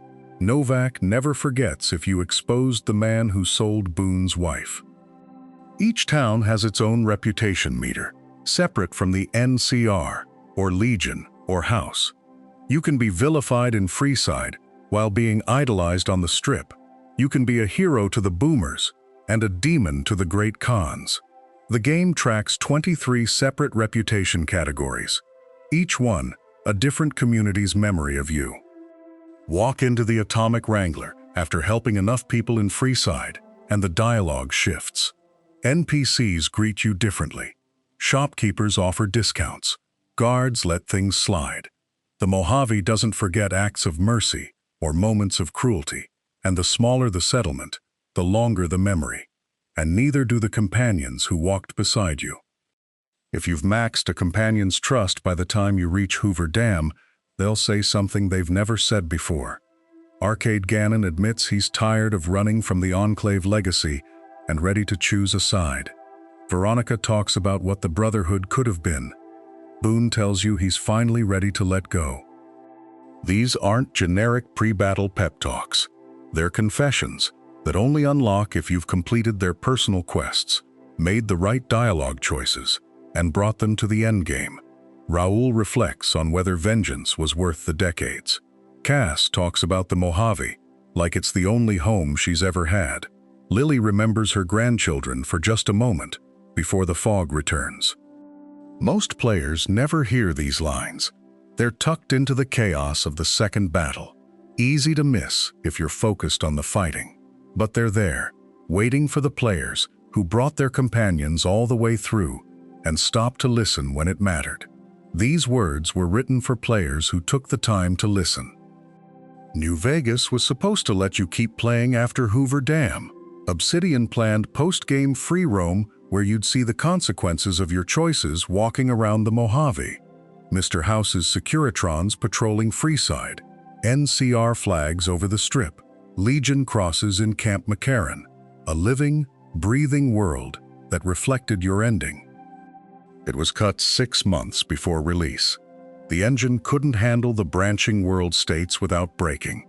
Too many variables, too many NPCs that needed different dialogue, too many locations that had to change. The team made the call to end the game at the dam and let the slides tell the rest. Narrative closure over technical ambition.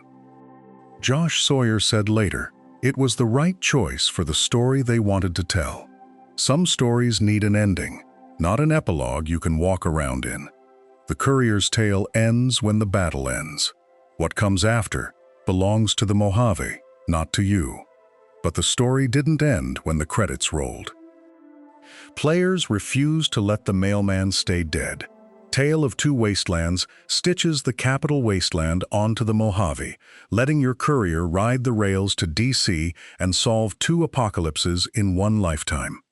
New California drops you into a prequel vault 10 years before Goodsprings, building a backstory the game never gave you. Some Guy 2000's bounty hunter saga turns the courier into a professional killer, tracking contracts across the Southwest. The Frontier, controversial as it launched, tried to give the mailman a war in Portland, complete with drivable tanks and a 15-hour campaign. Over 47,000 mods on Nexus alone, from companion overhauls to entire landmasses. The Fan and Courier became a composite character, a legend built from 10 million playthroughs and a decade of fan fiction. Some kept delivering packages, some became warlords, some married Veronica or Arcade or Cass and retired to a homestead near Jacobstown. The official story ended at Hoover Dam, but the unofficial one never stopped. Which raises one final question about canon. Chris Avellone wrote Dead Money as a thesis on obsession. The Sierra Madre Casino, the treasure in the vault, the companions who can't move past their mistakes. Begin again, let go. That four-word mantra wasn't just advice for escaping the cloud. It was Avallone's preferred ending for the Courier's entire arc. Walk away from the Mojave. Don't become House's enforcer, or the NCR's general, or Caesar's frumentarius. Don't get trapped trying to fix a desert that's been broken since before the bombs fell. Take what you learned, leave the gold bars behind, and disappear into the wasteland a wiser traveler. The healthiest courier, in Avallone's vision, is the one who realizes the Mojave doesn't need another savior. It needs people to stop treating it like a prize to be claimed. Elijah died, grasping for the Sierra Madre. Dean Domino spent 200 years, unable to forgive a slight. Christine couldn't let go of Veronica. The courier was supposed to learn from their mistakes. But most players couldn't do it. New Vegas sits in your Steam library like an old letter you can't throw away. You reinstall it every 18 months, telling yourself you'll try something different this time. You'll side with the Legion, or let the NCR hang. You'll romance a companion you ignored before. You'll find that one unmarked quest you missed in 400 hours. But what pulls you back isn't new content. It's the way the game refuses to tell you who's right. The NCR brings order and corruption in equal measure. Caesar built a slave empire on a philosophy he half understood. House is a dictator, with a 200-year resume and a vision that might actually work. Yes Man offers anarchy dressed as freedom, and the consequences are yours to imagine. Other RPGs give you a villain to kill and a kingdom to save. New Vegas gives you Hoover Dam and asks what civilization is worth. It gives you the Boomers and asks what isolation costs. It gives you the Kings and asks if kindness survives contact with history. Every faction is someone's best hope and someone else's nightmare, and the game never, ever picks a side for you. And that refusal is the point. The Legion enslaves women, but brings trade safety across the I-15. The NCR offers democracy, but bleeds its citizens dry with conscription and taxes. House promises progress, but rules as a dictator who froze himself in a tube for 200 years. Yes Man gives you freedom and asks what you'll do when no one can stop you. Boone's wife was sold to the Legion by someone in Novak. You find out who. The game lets you decide what justice looks like, and both choices feel wrong. Arcade Gannon will help you at Hoover Dam unless you're wearing Legion armor, in which case he'd rather die than watch. The Boomers will shell caravans for getting too close, but they're also the last people keeping pre-war knowledge alive in their bunker. You can't save everyone. You can't make the Mojave perfect. You can try to thread the needle, but somebody always pays. The quest design never lets you forget that your mailman hands are shaping lives you'll never see again, which is why the Courier's legacy remains unfinished. The end slides tell you what happened to the Mojave. Stam slides tell you what happened to you. Did the Courier walk off into the sunset like in the intro? Did they stay and govern New Vegas, or did they leave it to rot? Did they die at the Second Battle of Hoover Dam, another anonymous corpse in the Colorado? Lonesome Road offers an alternate timeline where the courier never left the divide, where Ulysses carried the package to New Vegas instead. In that world, you're already dead. But this isn't that world. Or is it? The game won't confirm which version is real. There's no Fallout New Vegas 2. There's no canon courier in Fallout 4 or 76. Obsidian moved on. Bethesda owns the license. The mailman who saved or doomed the Mojave exists only in your playthrough and nowhere else, and it never will. Josh Sawyer said in a 2013 Tumblr post that the courier's fate was left open on purpose. The story belongs to the player. Authorial closure would have stolen that. Chris Avallone echoed it in interviews, talking about how New Vegas was designed to end with your choices, not theirs. The slides show consequence. They don't show your character's face or name or final dialogue, because that's yours to imagine. Fallout 3 ended with your sacrifice or your cowardice. Fallout 4 ended with your faction and your son. New Vegas ended with the Mojave, and you vanished into it. They refused to canonize a version. They refused to take the story back. The courier is Schrodinger's mailman, alive and dead, and victorious and forgotten in every playthrough simultaneously. But there's one detail they did choose to lock in. Lonesome Road was built as the final DLC for a reason. It's the only piece of New Vegas that forces the courier to confront their past, not through found holotapes or second-hand accounts, but face-to-face with someone who knew them before Goodsprings. Ulysses remembers a courier who walked the divide, who unknowingly carried a package that detonated beneath an entire community. He's been waiting to make you answer for it. The game doesn't let you shrug it off. Every dialogue option with Ulysses circles back to responsibility, to whether actions matter when you didn't know the consequences, to whether the Mojave is worth saving after what you've already destroyed. It's the only storyline in the base game or DLCs where the courier is explicitly, unavoidably guilty of something, even if they don't remember doing it.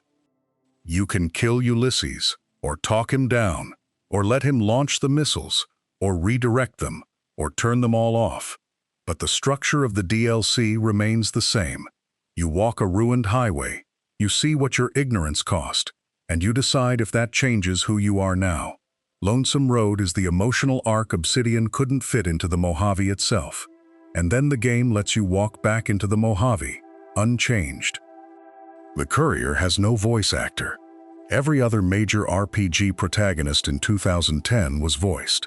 Mass Effect, Dragon Age, even Fallout 3's Lone Wanderer had a few contextual grunts.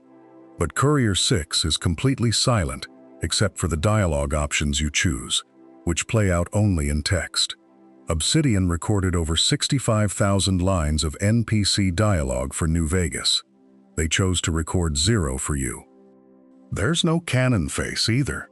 The courier's appearance in the intro is a vague silhouette, and every piece of promotional art shows them from behind or in shadow. No default hairstyle, no suggested build, no backstory beyond the job. The game lets you pick your age during Old World Blues, and Doc Mitchell's psychology test lets you pick your core stats, but neither locks in a personality. It's the opposite of a blank slate. The courier has history, has enemies, has a reputation that precedes them in every DLC, but the interior, the thoughts, the motivations, those are entirely yours to project. You're not playing a character written by Obsidian. You're playing a role the Mojave has cast you in, and the script is blank. This silence is the courier's greatest strength. Here's the thing the game doesn't tell you outright. Your courier is a diagnostic. The Mojave is a moral stress test with no right answers, and every choice you make reveals something about how you navigate a world where all the factions are compromised. If you side with House, you value order and progress over democracy. If you go NCR, you believe in flawed systems over autocrats. If you pick Legion, you've decided brutal stability beats corrupt bureaucracy. If you go independent, You think the Mojave's problems need a personal solution, or no solution at all. The game never punishes you for any of it. It just shows you the consequences and asks if you're comfortable. You can min-max your way to an independent Vegas with every faction alive and allied, or you can burn it all down and walk away. The Courier doesn't have a canonical moral alignment because your alignment is the point. What you tolerate, what you prioritize, where you draw the line, that's the story New Vegas is actually telling. Most players remember their first Courier more clearly than any scripted protagonist they've played, not because the character was written well, but because the character was written by them, in a world that made them justify every decision. You didn't watch the Courier's story, you wrote it, one speech check and one trigger pull at a time, and that's what makes the Courier unforgettable. Bethesda studied New Vegas for years after release. Internal design documents from Fallout 4's early development referenced the Courier's branching quest structure 47 times. They wanted that player freedom, that sense of consequence, but couldn't reconcile it with their voiced protagonist system. Obsidian carried the lesson forward. The Outer Worlds, Avowed, even Pillars of Eternity 2, all echo New Vegas's design philosophy. Let the player define the character through choices, not cutscenes. Josh Sawyer still talks about it in GDC panels, how a blank slate protagonist isn't lazy writing, it's a different kind of storytelling entirely. The debate never ended. Every RPG released since 2010 gets compared to New Vegas eventually, measured against the Courier's agency. Cyberpunk 2077, Starfield, Baldur's Gate 3, they all exist in the shadow of that Mojave design document.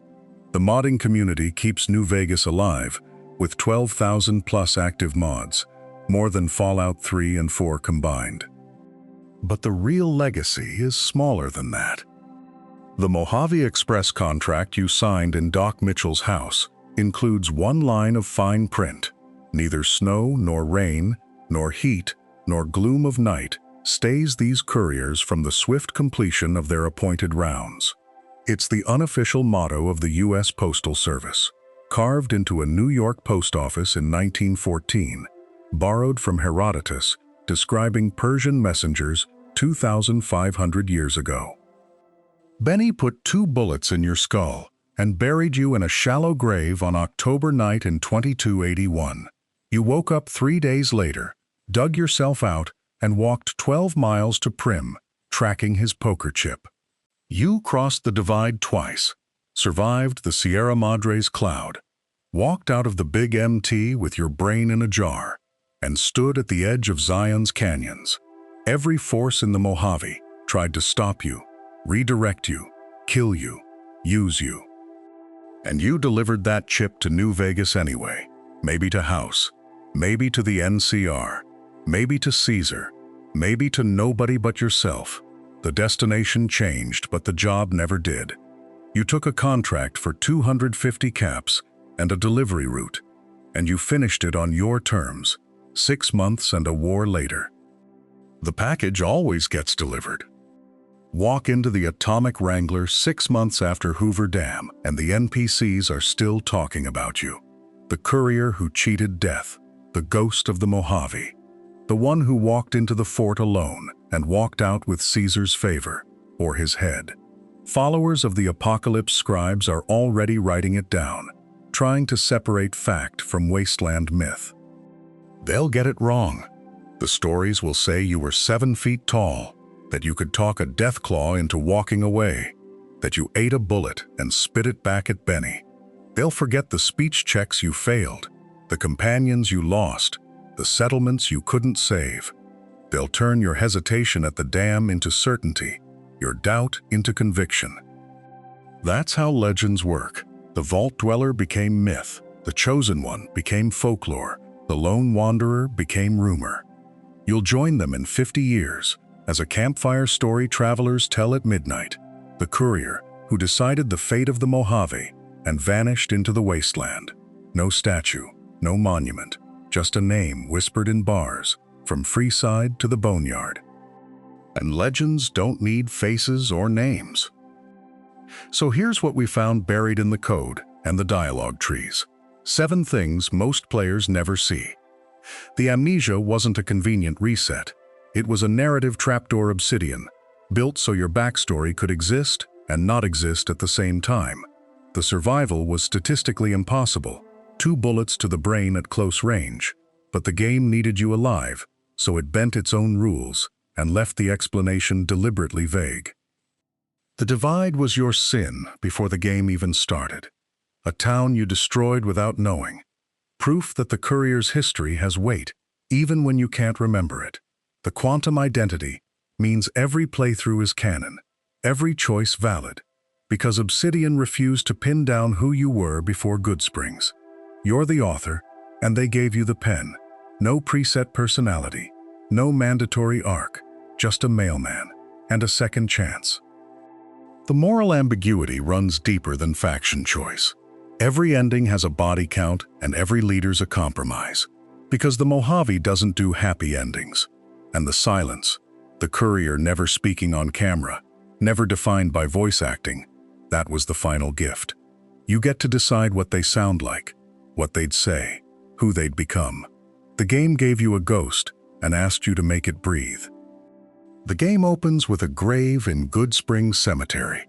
Doc Mitchell pulls you out of the ground, stitches your head back together, and sends you into the Mojave with a Pip-Boy and a grudge. You crawl out of that shallow hole, and the world resets. But here's the thing. Every playthrough ends the same way. Not with a throne, or a victory, or a parade, but with another grave waiting somewhere in the Wasteland. Maybe it's in the divide, under a warhead's shadow. Maybe it's outside the dam, after the Legion's final push. Maybe it's in some forgotten canyon, 20 years later, when the chems and the rad damage finally catch up. The Courier's story is bookended by mortality. You start in a grave, and you're walking toward one the entire game. Same as every other soul wandering the Wasteland. The only choice you get is what you do in between. Doc Mitchell asks you who you are in that first room, and the answer doesn't matter because the desert doesn't care. It'll grind you down the same whether you're a saint or a devil. The grave in Goodsprings is still there when you leave. You can visit it, read the headstone, stand over the hole you climbed out of. The dirt remembers. The Courier got a second chance. Most people don't. But the clock's still ticking, and the Wasteland always collects its debts. The last thing you see in New Vegas, no matter which ending you pick, is the Courier walking into the sunset. Not riding off victorious, not staying to rule, just walking. The slideshow narrates what happened to the Mojave, who lived, who died, which factions survived. But the Courier keeps moving. The game refuses to tell you where they're going, because it doesn't need to. The destination was never the point.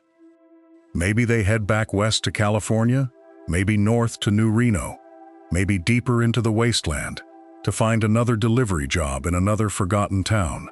The Mojave's decided, the dam's claimed, and the Courier's work is done. But that last shot, silhouette against the desert sky, is Obsidian, telling you the story doesn't stop when the credits roll. The Courier's still out there walking, still carrying whatever weight you put on their shoulders during your playthrough. It's the opposite of closure, and that's why it works. You spent 80 hours deciding the fate of an entire region, but your character doesn't get to retire or settle down. They're a courier. They deliver the package, and they move on to the next job. The sunset isn't an ending. It's a horizon. Beyond it, there's another road, another delivery, another story the game will never tell you. You filled in the blanks for one story. The Wasteland's got 1,000 more, and the Courier's still walking toward them, one step at a time. So that's the Courier. 7 things, 90 stops along the way, and we still don't know their real name. But there's one detail most players miss. If you return to Goodsprings Cemetery after the ending, after the slideshow fades and the credits roll, there are fresh footprints in the dirt leading away from the Courier's grave. Someone walked out. The developers left them there on purpose, a quiet reminder that the story doesn't end when the screen goes black. The Mojave keeps turning, caravans keep rolling, and somewhere out there, the courier's still walking. They survived a bullet to the head, a war for the dam, the Sierra Madre's cloud, the think tank's lobotomy, and Ulysses, waiting at the end of the divide. The footprints say they'll survive whatever comes next, too. If you want more Fallout lore, we've got the entire story of Vault Tech, the Brotherhood, the Enclave, and dozens of other deep dives on the channel. Thanks for walking the Mojave with us. The grave's still there in Goodsprings. The footprints lead west, and if you look close, you can see where the courier stopped, at the edge of the cemetery, turned around once, and kept going.